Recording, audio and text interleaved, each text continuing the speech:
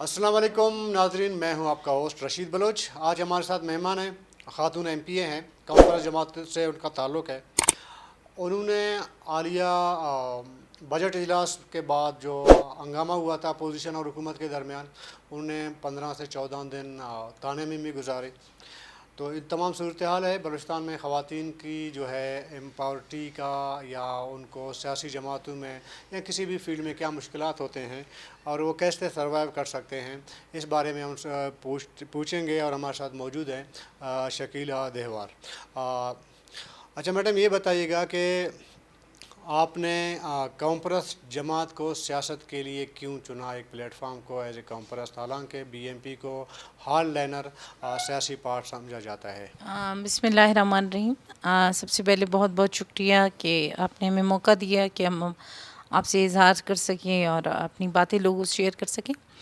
جہاں تک آپ نے بات کی کہ جس طرح بجٹ اجلاس میں 14 دن تھانے میں رہنا اور ایک خاتون کی حیثیت سے اس کی مشکلات، تو ڈیفینیٹلی ایک خاتون کی حیثیت سے مشکلات بھی ہوئیں مجھے، اور کافی چیزیں فیس کرنی پڑی۔ ظاہر ہے ایک تھانے کا انوائرمنٹ اور گھر سے اور بچوں سے دور رہ کے، سو یہ چیزیں تو ہوتی رہتی۔ دس از پارٹ آف پالیٹکس۔ آپ قید، زندان، یہ ساری چیزیں شاید ہمارے نصیب میں ایز اے بلوچستانی لکھی گئی ہیں۔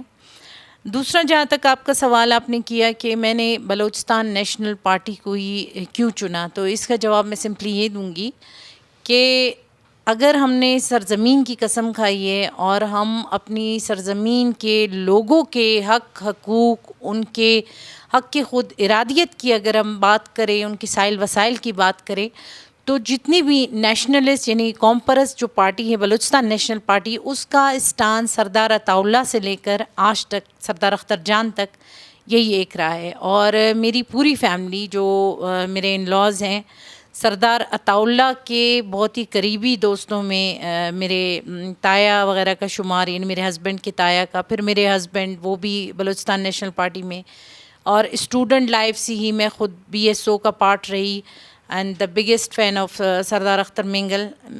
تو ظاہر ہے میرے لیے یہی پلیٹ فارم تھا اور یہی پلیٹ فارم ہے اور انشاءاللہ یہی رہے گا۔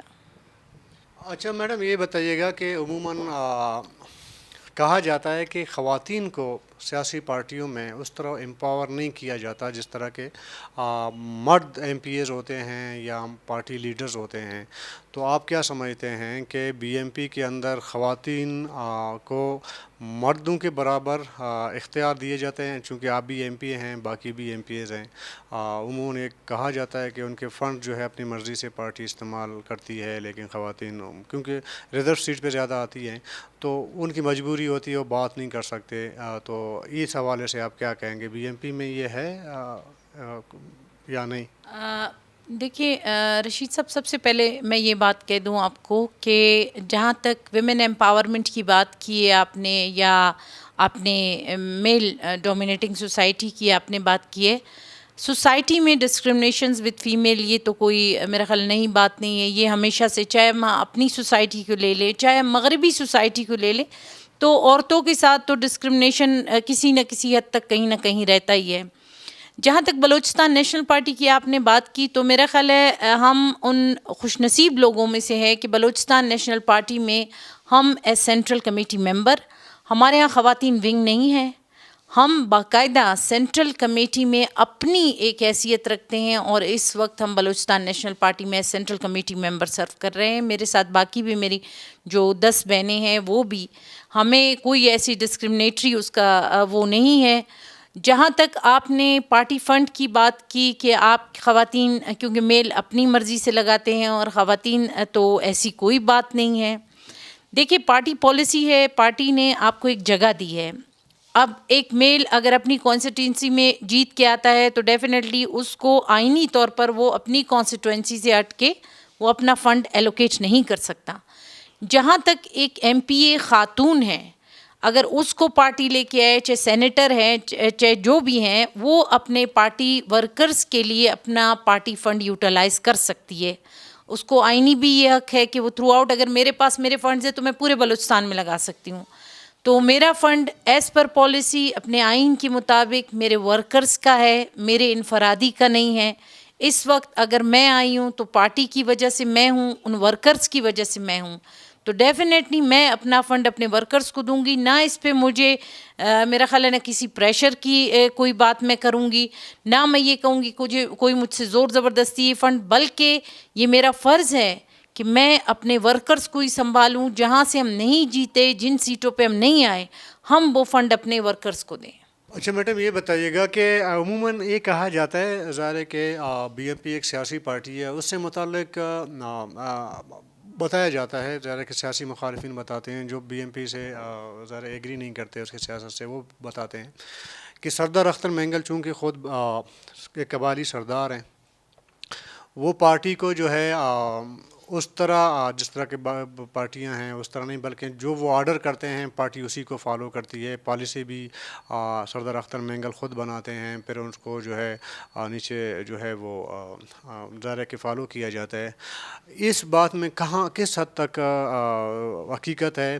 آیا وہ آپ جتنے پارٹی پالیسیاں بنتی ہیں، جیسے آپ نے پالیسیوں کی بات کی، وہ سردار Akhtar Mengal as a party leader کرتے ہیں، آپ ان کو فالو کرتے ہیں یا نہیں؟ اس کا پالیسی جو ہے مل بیٹھ کے ان کی جو ہے سی میٹنگ کے اندر ہوتی ہے یا کوئی اس کا اور طریقہ کار ہے؟ یہ تو آپ نے ایک بہت اچھا سوال کیا ہے، اس کو مجھے جواب دینے کا ایک اچھا موقع ملا ہے. سردار اختر مینگل ہماری بلوچستان نیشنل پارٹی میں ایک ہی سردار ہے.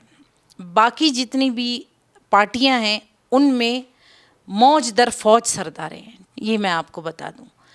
اور جہاں تک سردار اختر جان پہ یہ یعنی باقی جو ہمارے خلاف کام کرتی ہیں پولیٹیکل پارٹیز ہیں، چاہے اس میں نیشنلسٹ پارٹیز بھی ہیں، اس میں کچھ اور بھی پارٹیز ہیں جو ہمارے بارے میں جن کو آشیرواد حاصل ہے وہ بھی بات کرتے ہیں. تو سینٹرل کمیٹی، جیسے میں نے کہا کہ ہم بینگ اے فیمیل، ہم ایز سینٹرل کمیٹی ہی ہم پرفارم کرتے ہیں. اور ہمارے جتنے بھی یعنی چاہے آئینی ہم بات کریں، چاہے قانونی ہم بات کریں، پارٹی ڈیسیجنز کی ہم بات کریں، تو میرا خیال ہے آج تک ہمارے قائد سردار اختر جان مینگل نے ہم پہ اپنا کوئی فیصلہ مسلط نہیں کیا. جو بھی ڈیسیجن ہوا ہے وہ میٹنگ کے ذریعے، سینٹرل کمیٹی کی میٹنگ کے ذریعے ہوا ہے. وہ باقاعدہ ہمارے اگر کبھی جیسے کووڈ کی وجہ سے لاسٹ ہمارے کوئی میٹنگ نہیں ہو پائے، تو اس میں یہ تھا کہ ہمارا جو سینٹرل کمیٹی کا گروپ ہے اس میں ہم سے ڈیسیجن لیا گیا. بلکہ جو فیڈرل سے علیحدگی ہے، وفاق سے جو علیحدگی تھی، اس پہ بھی میں یہ بہت ہی آپ کو اعتماد، آپ کسی سے بھی پوچھ سکتے ہیں کہ سینٹرل کمیٹی کے 1 بائی 1 سردار اختر جان مینگل نے خود کال کر کے اپنے لوگوں کی رائے لی. پھر اس رائے کو مشترکہ انہوں نے شیئر کیا کہ ان کو کتنی رائے ہاں میں یا نہ میں ملی ہیں، اس کے بعد انہوں نے ڈیسیجن لیا. تو بالکل یہ چیز نہیں ہے کہ سردار اختر مینگل کیونکہ ایک قبیلے کے سردار ہے تو وہ جو ہے نا ہر چیز مسلط کرتے ہیں. اس میں کوئی یعنی میں کہتی ہوں یہ صرف رومرز ہیں جو لوگ ان کو نیچا دکھانے، یہ جو جیلسی ہے ان سے، because he is the top politician in the world.